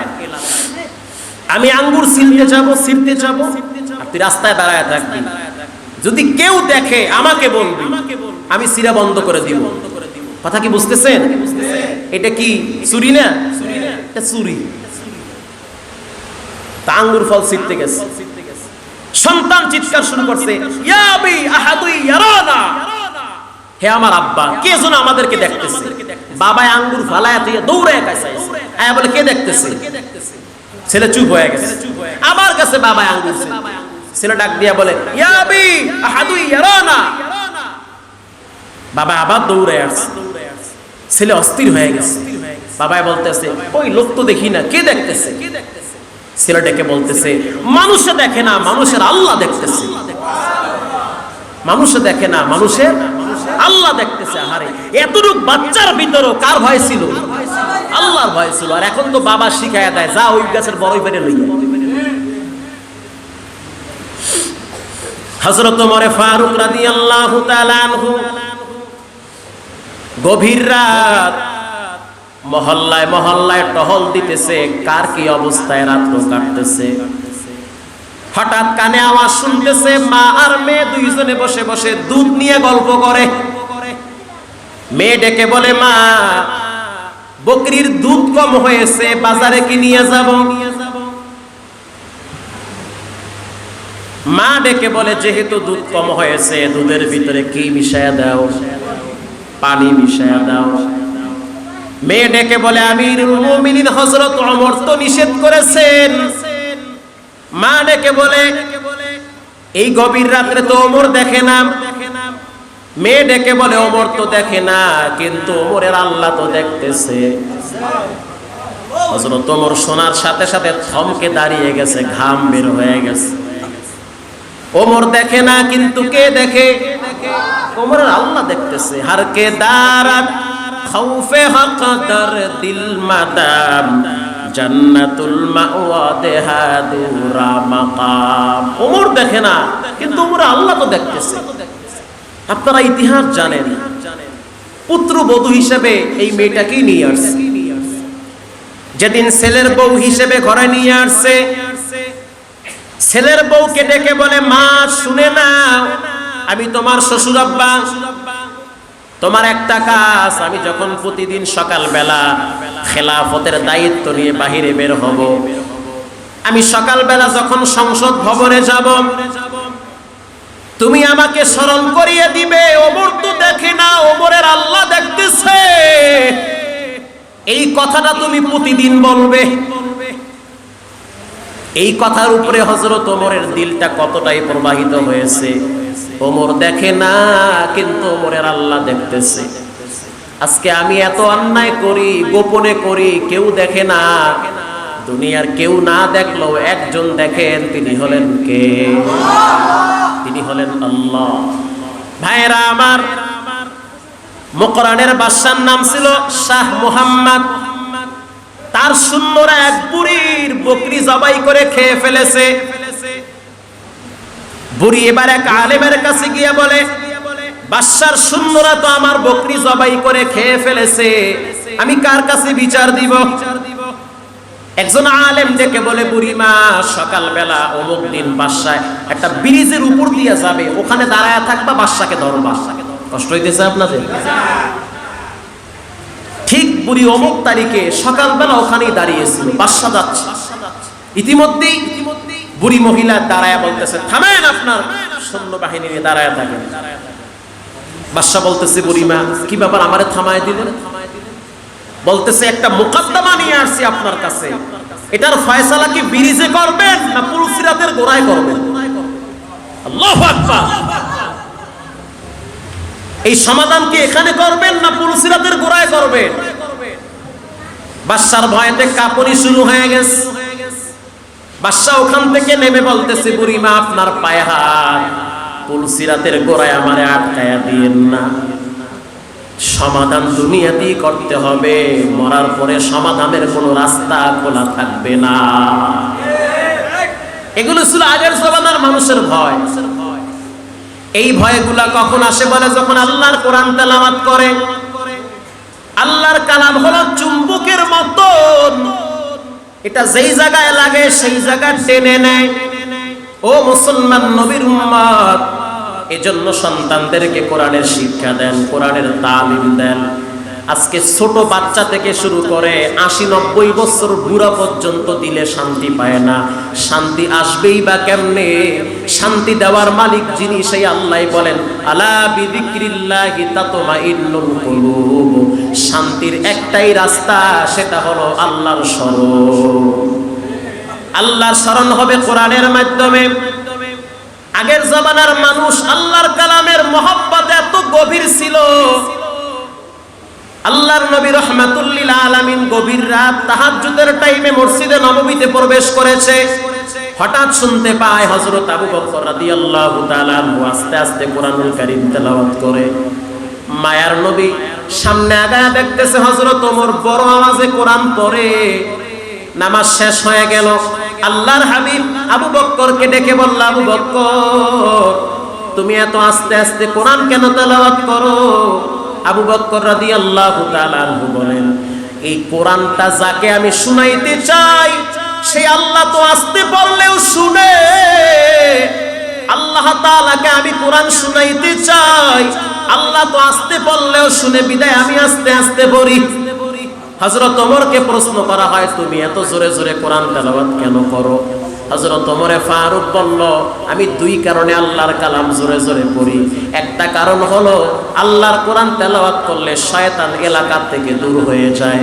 দুই নম্বরের কারণ, ঘুমন্ত মানুষগুলো যেন জাগ্রত হয় তাহাজ্জুদ নামাজের জন্য। আগের জামানার মানুষগুলোর ভিতরে কোরআনের মহব্বত ছিল। যে কোরআন চিনছে, রিকশা চালায় খাইলো, বাচ্চাদেরকে কোরআনের শিক্ষা দেয়। যে কোরআন চিনছে, ভ্যান চালায় খাইলো, কোরআনের শিক্ষা দেয়। ও মুসলমান নবীর উম্মত, এজন্য সন্তানদেরকে কোরআনের শিক্ষা দেন, কোরআনের তালিম দেন। আল্লাহর নবীর একজন সাহাবী, জলিল কদর সাহাবী, এই সাহাবী একদিন রাত্রিবেলা ইশারের নামাজ শেষ করার পর তাহাজ্জুদে দাঁড়ায় গেছে, কোরআন তেলাওয়াত করে। গভীর রাত আল্লাহর কালামের তেলাওয়াত শুরু হয়ে গেছে। ইয়াসআলুকান নাসু আনিস সাআহ কুল ইন্নামা ইলমুহা ইনদাল্লাহ ওয়া মা ইউদরিকা লাআল্লাস সাআতা তাকুনু করিবা ইন্নাল্লাহা লাআনাল কাফিরিনা ওয়া আ'আদ্দা লাহুম সাঈরা খালিদিনা ফিহা আবাদা লা ইয়াজিদুনা ওয়ালিয়ান ওয়ালা নাসীরা। যত রাত হয় তত আল্লাহর কালামের তেলাওয়াতের মজা বেড়ে যায়। ইতিমধ্যেই পাশে একটা ঘোড়া লাফানো শুরু করে দিয়েছে কোরআন তেলাওয়াত শুনে, খালি লাফায়। পাশে একটা বাচ্চা ঘুমানো ছিল। এই সাহাবী চিন্তা করলো, আমি যদি জোরে জোরে পড়ি তাহলে ঘোড়া আরো জোরে লাফ মারবে, ভয়তে বাচ্চাটার ঘুম ভেঙে যাবে। আস্তে করে আওয়াজটা কমায়া দিয়েছে। সকালবেলা বিশ্বনবীর দরবারে গিয়া বলে, ইয়া রাসূলুল্লাহ, কোরআন তেলাওয়াত করতেছিলাম, একটু আওয়াজ জোরে হয়েছে, ঘোড়া লাফান শুরু করছে। ঘোড়া যখন লাফান শুরু করছে, এদিকে বাচ্চার ভয়েতে আমি আওয়াজ কমায়া দিয়েছি। ফজরের নামাজের সময় আমি যখন আল্লাহর দরবারে চোখের পানি ছেড়ে কাঁদলাম, হঠাৎ নজর করে দেখলাম আমার মাথার উপর দিয়ে কিছু আলো আসমানের দিকে উড়ে যাচ্ছে। এভাবে সময় নষ্ট করে লাভ কি? আমি নামাজে দাঁড়ায় কোরআন তেলাওয়াত করি। এই সাহাবী এবার নামাজে দাঁড়ায় গেল, নামাজে দাঁড়ায় কোরআন তেলাওয়াত শুরু করলো, সূরা কাহাফ। আলহামদুলিল্লাহিল্লাযী আনজালা আলা আবদিহিল কিতাব ওয়া লাম ইয়াজআল লাহু ইওয়াজা কাইয়িমান লিয়ুনযিরা বা'সান শাদীদা। মজার তেলাওয়াত যত করতেছে তত আবেগ ভরা কণ্ঠ আরো বাড়তেছে। তেলাওয়াত করতে করতে যখন গভীর রাত হয়ে গেছে, দুশমন পার্টি দেখতেছে যে সবাই তো ঘুমিয়ে আছে, কোনো মানুষ তো জাগ্রত নাই, এই সুযোগে বেঈমানেরা আক্রমণ করার পরিকল্পনা নিচ্ছে। হঠাৎ তাকায় দেখে পাহাড়ের চূড়ায় একজন লোক দাঁড়িয়ে আছে, কাফের মতো, লড়েও না চড়েও না। এবার তাকে টার্গেট করে তীর নিক্ষেপ শুরু করলো। ওই সাহাবীর পায়ে এসে তীর বিদ্ধ হলো। সাহাবী এরপরও নামাজ ছাড়ে না, আবার তীর মারলো, এরপরও নামাজ ছাড়ে না, আবার তীর মারছে, আবার নামাজ ছাড়তেছে না, আবার তীর মারে, এরপরও নামাজ ছাড়ে না। আপনারা জানেন হযরত আলী রাদিয়াল্লাহু তাআলা আনহুর পায়ে যখন তীর ঢুকে গেছে, তীর টান মারলে হযরত আলীর বড় কষ্ট হয়। সাহাবায়ে কেরাম বলতেছে এভাবে হবে না। হযরত আলী যখন নামাজে দাঁড়াবে তখন তীর টেনে বের করা যাবে, কারণ যখন আলী নামাজে দাঁড়ায় তখন আলীর দুনিয়ার কোনো খেয়াল থাকে না। ও মুসলমান, আজকে নামাজে যদি একটু মশায় কামড় দেয় 14 বার ঠ্যাং লড়ায়, আর সাহাবায়ে কেরামদের শরীরে তীর বিদ্ধ হয়, এরপরও তারা টের পায় না। ভাইরা আমার, এবারে এই সাহাবীর শরীরে যখন বারবার তীর পড়তেছে, রক্ত বের হইলে তো নামাজ শেষ, তখনও মাসআলাটা স্পষ্ট হয় নাই। কিছুক্ষণ পর চিন্তা করলো, তীরের আঘাতে আঘাতে যদি আমার রক্ত সব বের হয়ে যায় তাহলে আমি হয়তো বেহুশ হয়ে যেতে পারি, আমি হয়তো অজ্ঞান হতে পারি। আমি যদি অজ্ঞান হয়ে যাই, বেহুশ হয়ে যায়, তাহলে পুরা তাবুর সাহাবায়ে কেরামদেরকে হত্যা করবে বেঈমানেরা। এজন্য দ্রুত নামাজ শেষ করলো, পাশের সাহাবীকে জাগ্রত করলো, তাকায়া দেখতেছে শরীর থেকে রক্ত ঝরতেছে। দ্বিতীয় সাহাবী বলতেছে কি ব্যাপার, তুমি নামাজ এত লম্বা কেন করলা? ওই সাহাবী বলতেছে আমি যখন নামাজে দাঁড়াইছি আল্লাহর কালামের তেলাওয়াত করতে এত মজা, তেলাওয়াত যত করি তত মনে হয় আল্লাহর নূরের বাতি আমার সিনায় জ্বলতে থাকে। আরে একটা মেয়ে যদি ছেলের প্রেমে পাগল হয়ে গলায় দড়ি দেয়, আত্মহত্যা করে, যেই বান্দা আল্লাহর প্রেমে পাগল ও তো আল্লাহর জন্য 1000 বার জীবন দিতে প্রস্তুত থাকবে। এজন্য যুবক সাবধান, আল্লাহর কোরআনের বিকল্প কোনো রাস্তায় শান্তি নাই, আল্লাহর কোরআনের বিকল্প কোনো রাস্তায় মুক্তিও নাই। এজন্য ওয়াদা করে নেন, কোরআন নিজে পড়বেন, বাচ্চাদেরকে পড়াবেন। প্রতিদিন আপনি 1440 মিনিট সময় পান, 1 মিনিটে কম হইল 9 বার সূরা ইখলাস পড়া যায়, 1 মিনিটে কম হইল 100 বার সুবহানাল্লাহ বলা যায়। এই সময়গুলা হেলায় খেলায় নষ্ট হয়ে গেলে যে কোনো টাইমে আজরাইলের ধাক্কা খায়া যখন কবরে পড়ে যাবেন, ওই কবরে যাওয়ার পর আপনার বন্ধু বান্ধব কাউকে আপন পাবেন না। যাদেরকে আপন আপন ভাবছেন তারা দেখবেন সর্বোচ্চ কবর পর্যন্ত যাবে, এরপরে কবরে লাশ ফালাইয়া 2 পাশ দিয়া মাটি দিয়া যার যার মতো ঘরে বিদায়। এরপরে যদি আপনার ঈমান আমল দুর্বল হয়, কবরের মাটি 2 পাশ থেকে চাপ দেওয়া শুরু করবে। মুসলমান নবীর উম্মত, আল্লাহর নবী হাদিসে বলেন, মানুষ যখন কবরে যায় ওই কবরের ভিতরে তার একমাত্র বন্ধু হয় কোরআন। উদিআল মাইয়িতু ফি কবরিহি জাআল কুরআন। অন্ধকার কবরে মানুষের সবচেয়ে বেশি বন্ধু হয় কোরআন। যেই ব্যক্তি দুনিয়ার ভিতরে কোরআন পড়ে, কোরআনের সাথে সম্পর্ক রাখে, অন্ধকার কবরের 2 পাশের মাটি চাপ দিতে যখন আসবে তখন কোরআন দাঁড়ায় বলবে সাবধান, এই ব্যক্তিকে চাপ দেওয়া চলবে না, কারণ দুনিয়ার ভিতরে কোরআনের সাথে সম্পর্ক ছিল। এই ভারতে এক ঘটনা আল্লামা কারি তৈয়ব সাহেব রহমাতুল্লাহ আলাইহি খুতবায়ে হাকিমুল ইসলামে লিখেছেন। এক গরিব মানুষ মানুষের বাড়ি কামলা দিয়া খাইতো, মৃত্যু হওয়ার কিছুক্ষণ পরেই তার কবর থেকে মিশক আম্বরের ঘ্রাণ ছড়ায় গেছে, মিশক আম্বরের ঘ্রাণ ছড়ায় গেছে। এই বাংলাদেশের কয়েকদিন আগের ঘটনা, সিলেটে এক আল্লাহর ওলির কবর থেকে ঘেরান পুরো মহল্লায় ছড়ায় গেছে। এক বড় আল্লাহর ওলি বুজুর্গ মানুষ, চট্টগ্রাম মুফতি ফয়জুল্লাহ রহমাতুল্লাহি আলাইহি মৃত্যুর পরে কবর থেকে সুঘেরান ছড়ায় গেছে। এটা পারফিউমের ঘেরান না, আতরের ঘেরান না, এটা হলো আমলের ঘেরান, কোরআনের ঘেরান। আমাদের মহল্লায় কুয়াকাটার পাশে গলাচিপা থানায় মৃত্যুর 14 বছর পর লাশ তাজা পাওয়া গেছে কোরআনের হাফেজের। খবর নিয়ে দেখলাম কোরআনের হাফেজ, কাপড়টা পর্যন্ত নষ্ট হয় নাই। এই দুনিয়া কিছুই না রে ভাই, আজকে মারা গেলে কালকে কেউ খবর নিবে না, কবরের পাশেও কেউ দাঁড়াবে না, দোয়াও করবে না, কিচ্ছু না, দুনিয়ায় কিছুই না। মানুষ প্রতিদিন গাড়ি অ্যাক্সিডেন্টে মরে, স্ট্রোক করে মরে, প্রতিদিন হার্ট অ্যাটাক করে মারা যায়। অতএব দুনিয়ায় যেহেতু থাকার জায়গা না, যেতেই হবে কবরে। ঢাকায় যেতে হলে মানুষের টাকা লাগে, কাপড় চুপড় নিতে হয়, টিকিট কাটতে হয়। কবরে যেহেতু যাবেন, টাকা চলবে না, টিকিট চলবে না, ওখানে আমল লাগবে। আমল যদি লাগে তাহলে আপনার প্রথম আমল হবে কোরআনের তেলাওয়াত। নামাজ শুদ্ধ হতে গেলেও লাগবে কোরআনের তেলাওয়াত। কোরআন তেলাওয়াত যার ভালো, তার নামাজটাও হবে ভালো। ভারতের ওই মুসলমানের কবর থেকে ঘেরান ছড়ায় গেছে। দারুল উলুম দেওবন্দ মাদ্রাসার উলামায়ে কেরাম যখন ওই লোকটার বাড়িতে গেল, গিয়ে দেখতেছে ছোট্ট একটা মেয়ে। প্রশ্ন করা হলো, তোমার বাবার কি আমল ছিল?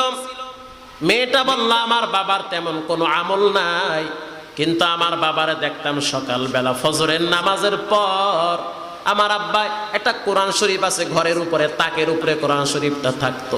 ওই কোরআন শরীফটা নামাইয়া আমার আব্বা আঙ্গুল দিয়া টানতো আর বলতো, এটা আল্লাহর কালাম, আমি পড়তে পারি না, আমি মূর্খ। এই কোরআনটা বুকে লাগাইতো আর চুমা খাইতো, আর বাবায় চোখের পানি ছেড়ে অজরে কাঁদতো। ওলামায়ে কেরাম কোরআনটা নামায় দেখলো যে কোরআনের পৃষ্ঠার উপরে আঙ্গুলের দাগ পড়ে আছে। এজন্য আল্লাহর কালামের মর্যাদা অনেক বেশি। ও এলাকার যুবক, যৌবনের তোমার মূল্য অনেক বেশি। যৌবন বয়সে যে কোরআন পড়ে, নবীর হাদিস মোতাবেক চলে, আল্লাহ পাক তাকে বৃদ্ধ বয়সে বিনা পুঁজিতে বরকত বাড়ায়া দেয়। শক্তি নাই, যাইতে পারে না মসজিদে, আল্লাহ বলেন ফেরেশতারা লেখ, যৌবন বয়সে শক্তি ছিল মসজিদে গেছে, ঘরে থাকলেও আমল নামায় মসজিদে যাওয়ার সওয়াব। এজন্য আজ থেকে ওয়াদা করেন, ছেলে মেয়েদেরকে কোরআন শিখাবেন, নিজে কোরআন পড়বেন, 5 ওয়াক্ত নামাজ পড়বেন, দাড়িটা কাটবেন না, চুলগুলো নবীর তরিকায় রাখবেন, আল্লাহ এবং রসুলের মহব্বত নিয়ে কবরে যাবেন। দিলটা যদি ভালো হয়, দুটো হাত তুলে আল্লাহকে দেখায় দেই, নারায়ে তাকবীর। আয় আল্লাহ, হাতগুলো আপনি কবুল করে নেন। আয় আল্লাহ, এই হাতগুলা জীবনে একবার কাবার গিলাফের সাথে লাগার তৌফিক দেন। আয় আল্লাহ, জীবনে একবার রাসূলের রওজার সামনে দাঁড়াবার তৌফিক দেন, বলেন আমিন। রঙ্গে তাকওয়া, রঙ্গে সিদ্দিকু, রঙ্গে দিন, তা'বুদু বাকিবু আদবর আবেদিন। এতক্ষণ কথায় আপনারা কি বুঝলেন? কোরআনের শিক্ষা লাগবে কি লাগবে না? পড়েন কোরআন। এই দুনিয়ায় বন্ধু বান্ধব এগুলো হইছে বেশিরভাগ নষ্টের মূল। এই বন্ধু বান্ধবের পাল্লায় পইরা 2 দিন পর হুনি ধান খেতে বন্ধুর লাশ পাওয়া যায়। বাদ দাও বন্ধু বান্ধব, যতদিন খাওয়াবা বন্ধু বান্ধব সালাম, ফোন নিজে দিবে তোমারে, আর খাওয়াইতে পারবে না, তোমার টাকা নাই, তোমার ফোনও সে রিসিভ করবে না। এই ধানদামি গোষ্ঠী সব বাদ। আমার প্রকৃত বন্ধু হলো যিনি আমাকে শ্বাস টানার শক্তি এখনো দিয়েছে। বলেন, এই শ্বাস টানার শক্তি কে দিয়েছে? এই শ্বাস বন্ধ হোক আজকে, কালকে কইবে করুণায় মরছে। কথা কন না কা? এই লাশও দাফন করতে কেউ যাইবে না, লাশটায় ফালায় রাখবে। শুয়ার কুত্তা যেমনে মরে হেমনে মাটি দেয়। এই করুণার নাম দিয়া ঠিক মতো বাপেরও জানাজা পড়ে না, ঠিক মতো কবরেও রাখে না। অতএব এই বন্ধু বান্ধব বাদ দেন। কয়েকদিনের দুনিয়া, ইমান আমল নিয়ে কবরে যান, নামাজ পড়েন, দাড়ি রাখেন, আল্লাহ এবং রসুলের মহব্বতে জিকির করেন, কোরআন তেলাওয়াত করেন। আল্লাহ পাক অল্প পুঁজিতে বরকত বাড়ায়া দিবে। আজকের এই ইসলাহি মাহফিলটা আসতে পেরে, বসতে পেরে আপনারা খুশি না বেজার? সবাই খুশি। আল্লাহ তাআলা আমাদের সকলকে এই মাদ্রাসাটার প্রতি সুনেক নজর এবং আর্থিক মানসিক সাপোর্ট দিয়ে আল্লাহ পাক এহকাল পরকাল জিন্দিগিতে সর্বোচ্চ মর্যাদা, উচ্চ আসন দান করুন। ঈদুল আম্বিয়া ওয়াল মুরসালিন ওয়া আলা আলিহি ওয়া আসহাবিহি আজমাইন।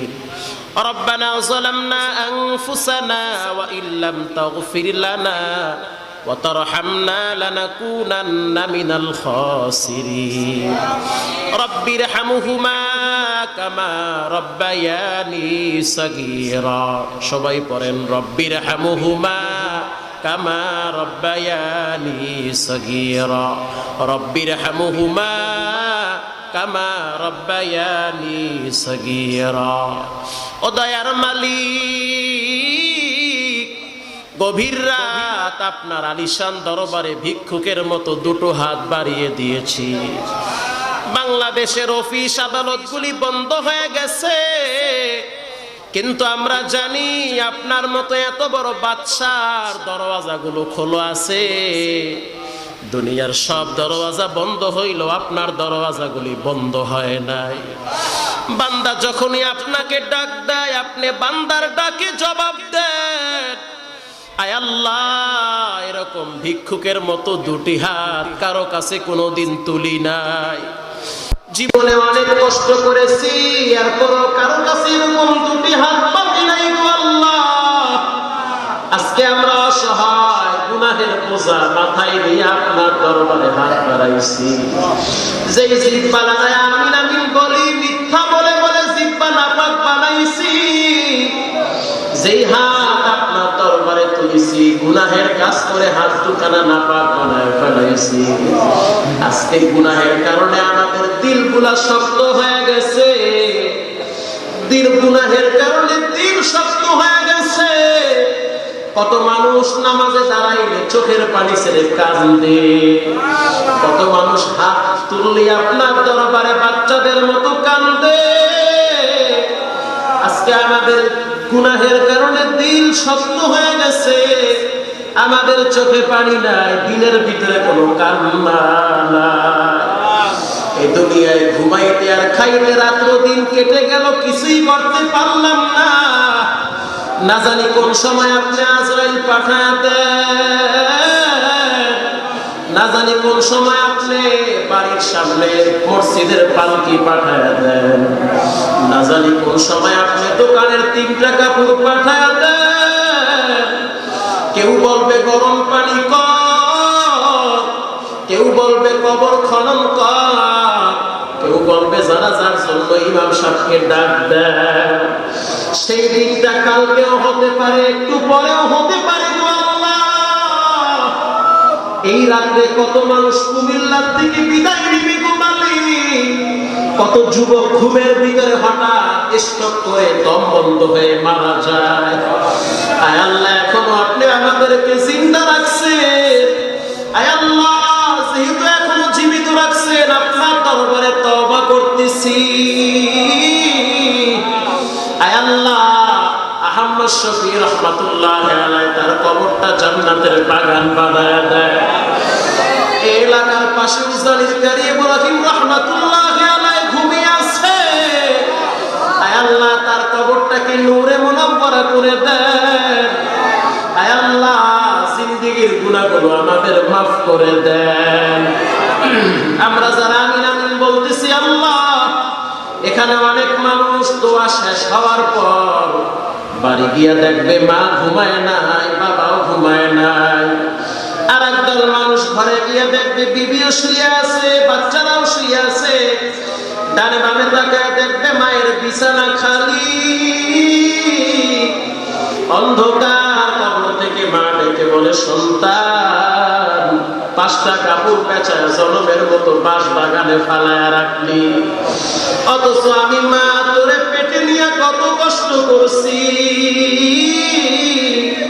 তুই যখন আমার পেটে ছিলি, লাথি মেরে আমার মুখ থেকে বমি পরে করে দিয়েছ। মায়ের পেটে যখন বাচ্চারা থাকে, বাচ্চা বড় হয় হাত দিয়া ঘুষা মারে। রাত্রিবেলা মা ঘুমাইতে পারে না, বিছানায় গড়াগড়ি করে। আয় আল্লাহ, জানিলে এই মজলিসে কে জনমের এতিম। আয় আল্লাহ, মা বাবার কবরটা জান্নাতের বাগান বানায় দেন। ভুলেছে সবাইকে মাফ করে দেন। এলাকার উপরে আপনার খাস রহমত বর্ষণ করেন। আয় আল্লাহ, যারা মাদ্রাসার মুখালিফ তাদেরকে মুওয়াফিক বানায়া দেন। আয় আল্লাহ, যাদের সাথে মাদ্রাসার দূরত্ব তাদেরকে সম্পর্ক লাগায়া দেন। আয় আল্লাহ, যার মনে যেই তামান্না আছে আপনি কবুল করে নেন। আয় আল্লাহ, এখানে জানি না কার মৃত্যুর সময় ঘনিয়ে আসছে। আয় আল্লাহ, খাঁটি মুসলমান না বানায় কবরে ডাক দিয়েন না। আয় আল্লাহ, যার মনে যে আশা আছে আপনি কবুল করে নেন। আয় আল্লাহ, এই মহামারীর থেকে সারা বিশ্বকে হেফাজত করেন। আয় আল্লাহ, আমার দেশ কোরআনের দেশ, ইসলামী দেশ, হাজার হাজার লাখ লাখ মুসলমান এই জমিনে ঘুমিয়ে আছে গো আল্লাহ। আমাদের পাপের কারণে এই জমিনে গজব দিয়ে ধ্বংস করে দিয়েন না। আয় আল্লাহ, এই দেশের প্রশাসনকে আপনি ইসলাম ও কোরআনের লাইনে কবুল করে নেন। সরকারি দল, বিরোধী দল, সবার ভিতরে কোরআনের মহব্বত ঢুকায়া দেন। আয় আল্লাহ, যারা আমিন আমিন বলে সবাইকে কবুল করে নেন। এই মাদ্রাসার পিছনে, মাহফিলের পিছনে যাদের শ্রম টাকা পয়সা ব্যয় হয়েছে আপনি কবুল করে নেন। আল্লাহুম্মা ইন্না নাসআলুকাল হুদা ওয়াত তুকা ওয়াল আফাফা ওয়াল গিনা। UNK মিডিয়া একটি ইসলামিক মিডিয়া। আমাদের চ্যানেলটিতে সর্বদাই হক্কানি উলামায়ে কেরামদের বয়ান ও হামদনাত ও কেরাত আপলোড করা হয়। সবার আগে আমাদের সকল ভিডিও পেতে আমাদের চ্যানেলটি সাবস্ক্রাইব করুন। সবাইকে আমাদের সাথে থাকার জন্য আন্তরিক মোবারকবাদ। আল্লাহ হাফেজ।